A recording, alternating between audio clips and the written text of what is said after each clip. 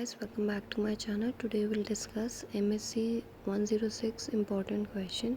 The question is define public goods, elaborate the features of public good, show the efficient provision of public good as per the Lindahl's equilibrium model. So public good refers to those goods that are available to all, that is non-excludable, and non-relevant consumption, that is these goods does not get diminished or depleted when others also consume it simultaneously.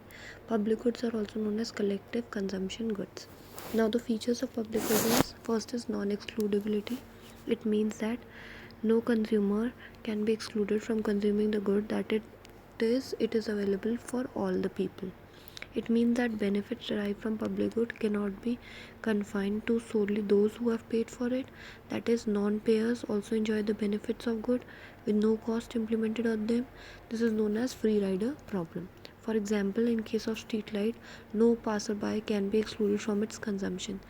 It is technically not feasible to exclude a consumer or individual from the benefits derived from expenditure on national defense.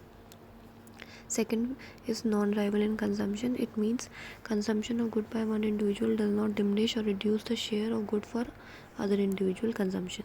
That is, for example, if some person of the society benefits from pollution-free environment in their locality due to plantation of trees, they derive benefit in form of clean air, then it does not reduce the share for others. The marginal cost of distribution of pure public good is zero. Third is collective or joint consumption. It means that pure public good cannot be divided into parts or appropriated according to consumer needs. In other words, it means that the collective supply of pure public good for all means it cannot be rejected by people. For example, national defense, pollution-free air cannot be divided into parts and made available to people in accordance to their needs. Now, Lindahl's equilibrium model. So this is given by a Swedish economist Lindahl. For private goods, buyer pays a single price but receives different quantities of the good as per their respective demand schedule. However, in the case of public good, everyone enjoys the same quantity with aggregate also remaining the same. That is, valuation of pure public good will be different for different individuals according to the margin benefit they receive. Wixell proposed that each public good should be financed by a separate identifiable tax and that all members of society should unanimously, that is with agreement of all people, decide the quantity to be supplied. This is known as voluntary exchange model. The idea was further by a Swedish economist Erik Lindahl. Lindahl equilibrium is a theoretical state of economy where optimal quantity of public good is provided and the cost of public good is fairly shared among everyone. Achieving Lindahl equilibrium requires the implementation of Linden tax, which charges each individual an amount proportionate to the benefit they receive. Suppose A and B are two individuals demanding public good, then how much of public good will be produced and how should the cost be appropriated between them can be explained as, let D and D be the demand curve for A and B respectively, representing the marginal benefit to A and B. Let S be the supply curve representing marginal social cost. This is the marginal social cost curve. This is demand of A, this is demand of B, and that is vertical summation, right?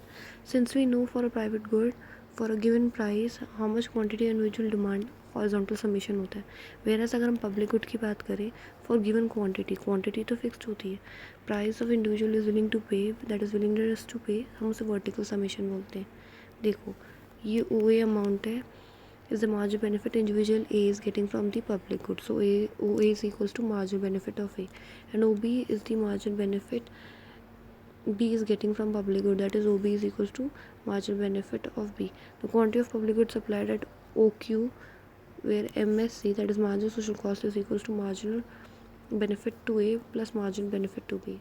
So this was given by Lindahl equilibrium model. Now write the short note on following command and control method. So it is a type of environmental regulation that allows policymaker to specifically regulate both the amount and process by which a firm should maintain the quality of environment. It is also known as direct regulations. These instruments have been dominant method of environmental regulation in majority of countries. This method is generally used by government across world for reduction of emission or pollution level from human activities. For example, in order to control air pollution, Government of India has imposed Bharat 4 standards in 2010 on all engines including motor vehicles. Such standards are developed for various pollutants from stationary sources such as smelters, power plants, factories, as well as for mobile sources such as train, buses, car, trucks. However, such standards may be found to be inefficient as different plant and vehicles are not equally and technologically advanced or have same capacities. Now, short note is on Wagner's law. Wagner's law states that public expenditure in a country increases constantly as income increases. That is, expenditure बढ़ेगा कैसे कैसे बढ़ेगा जैसे जैसे income बढ़ेगी. It states that there exists causal, that is cause and effect relationship between government expenditure and economic development. It means that development of industrial economy will be accompanied by an increased share of public expenditure in the gross national product. He mentioned that during the course of economic development, public expenditure rise more than proportionately with per capita output. This implies that income elasticity of demand for government या public expenditure is more than one. The advent of modern industrial society due to economic development will lead to increasing political pressure from social progress and increased allowance for social consideration by industry. Wagner's law suggests that a welfare state evolves from free market capitalism because population need for ever increasing social service as general income level increases across broad spectrum of the country. The share of public expenditure in economy grow continuously as countries develop. क्योंकि people demand करते हैं, उनकी income बढ़ती है तो वो ज़्यादा demand करते हैं public expenditure. C. Write a short note on Ramsey rule of optimal commodity taxation. So Ramsey rule of optimal commodity taxation. Two factors must be balanced while setting optimal commodity taxes. First is the elasticity rule, that is tax commodity with low elasticities. जिनकी elasticity कम है, that is अगर थोड़ा सा price change करेंगे तो उनकी quantity में change बिल्कुल नहीं होगा तो वो लो इलास्टिसिटी. अगर थोड़ा सा प्राइस चेंज किया और क्वांटिटी में बहुत ज़्यादा चेंज आएगा तो उनकी इलास्टिसिटी बहुत ड्रास्टिक होते हाई होती.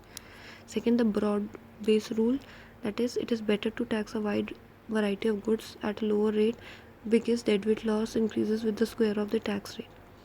Thus, the government should tax all commodities that is available to it at different rate. The tax rate is determined by Ramsey Rule 1927. It requires that optimal set of commodity tax leads to equal percentage reduction in compensated, that is exchange demand for all goods and factors. That is, compensated demand curve captures only substitution effect. Ramsey rule demands equal percentage change in quantity of each good or factor rather than equal percentage change in prices as implied by uniform taxation. So Ramsey बोलता है कि changes in quantity equal percentage होनी चाहिए quantity में of each good, whereas uniform taxation क्या बोलता है equal percentage change होनी चाहिए प्राइजेस में. Optimal tax rate on different goods depend upon the relationship between demand for good and leisure. The goal of Ramsey rule is to minimize deadweight loss of a tax system while raising fixed amount of revenue. The inverse elasticity rule is, हम inverse elasticity rule को often use करते हैं in policy making as an approximation for equal percentage change. It assumes that demand for all different goods are uncorrelated, that is cross price elasticity of demand are zero along with zero income effect, that is it set tax across commodities so that the ratio of marginal deadweight losses to marginal revenue raised equal across commodities. As per government should set tax on each commodity inversely to the demand elasticity. In order to minimize substitution effect, less elastic items are taxed at higher rate and more elastic are taxed at lower rate. This will minimize the deadweight loss.